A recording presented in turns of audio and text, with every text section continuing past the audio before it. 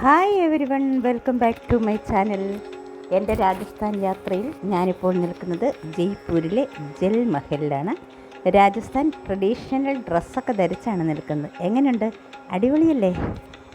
ഇന്ന് ജൽ മഹലിലെയും ലേക്ക് ഗാർഡനിലെയും അതിസുന്ദരമായ ദൃശ്യങ്ങൾ കാണാം.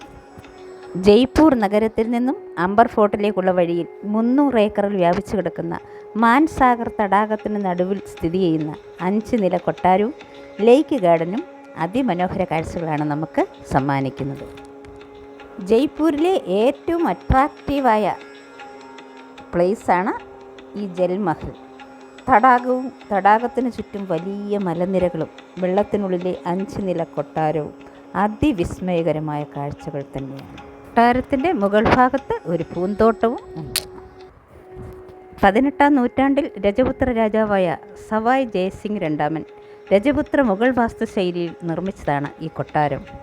രാജകുടുംബത്തിൻ്റെ വേനൽക്കാല വസതി കൂടിയാണിത്. രാജസ്ഥാനിലെ അത്യുഷ്ണത്തെ നേരിടാനാണ് ഈ ജലമാളിക രാജാവ് പണി കഴിപ്പിച്ചത്.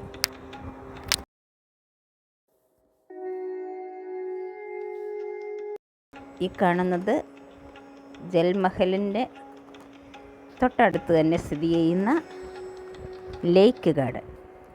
മലനിരകൾക്ക് നടുവിൽ ഒരു തടാകവും അതിനുള്ളിൽ ഒരു ഗാർഡനും അതിസുന്ദരമായ വ്യൂ ആണ് നമുക്ക് നൽകുന്നത്.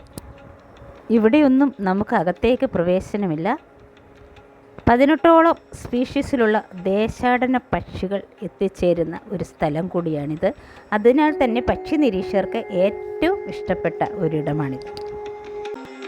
തടാകത്തിൻ്റെ ഉപരിതലത്തിൽ സ്ഥിതി ചെയ്യുന്ന വാസ്തുവിദ്യാ വിസ്മയമായ വെള്ളത്തിനടിയിലെ ജൽമഹൽ കൊട്ടാരവും ഇവിടുത്തെ അതിമനോഹരമായ ദൃശ്യങ്ങളും എല്ലാം തന്നെ നിങ്ങൾക്കും ഇഷ്ടമായെന്ന് വരുന്നു. ഇഷ്ടമായാൽ ലൈക്ക്, കമൻറ്റ്, ഷെയർ, സബ്സ്ക്രൈബ്.